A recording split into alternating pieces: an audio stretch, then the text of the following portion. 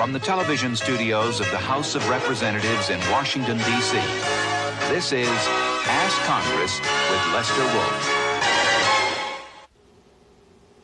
Welcome once again to Ask Congress. I'm going to act as your surrogate and pose questions to two important members of the United States Congress, one a new member, the other a more senior member who has, just because of his new position, become one of the most influential members here in the Congress of the United States. Congressman Mickey Leland of Texas and Congressman Joseph DioGuardi of New York. You have just been elected as the chairman of the Black Caucus. Why do we need a Black Caucus? There's still certain concerns in the Congress that we have that are very near and dear to people with great empathy for the problems of black people in this country. We have to guard those interests very carefully.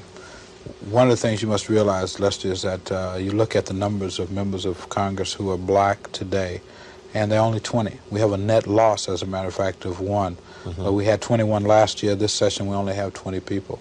Something is wrong there. Not necessarily the legislature or the laws embodied in the Congress are the ones that are at fault, but rather what it is that we have to do in order to affect change in this nation.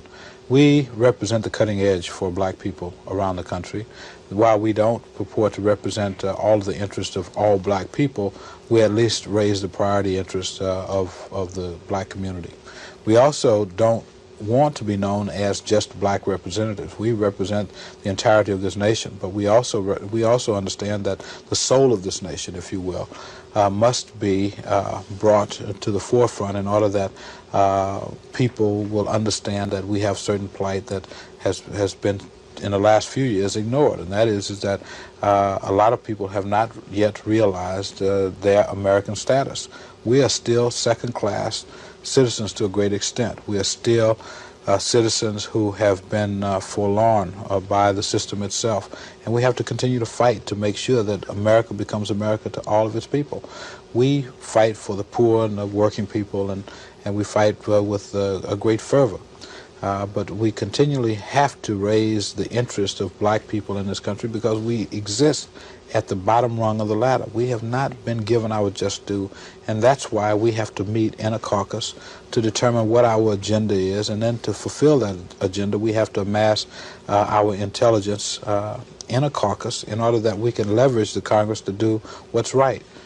Symbolically, we passed last year the Martin Luther King birthday bill. It took years and years, but had there not been a Congressional Black Caucus to fight that fight for so many years, we never would have convinced the majority of members of Congress on both sides of the Capitol to support an issue like that. There have been other issues, the Voting Rights Act, the extension of the Voting Rights Act, the Civil Rights Act.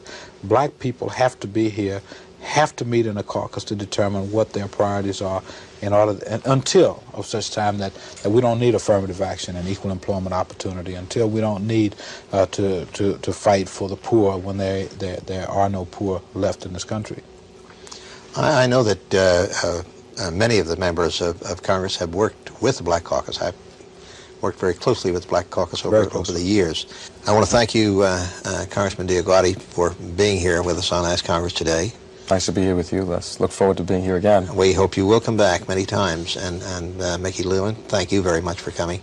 You add an additional perspective to this program, having a Texan on with a New Yorker, you know.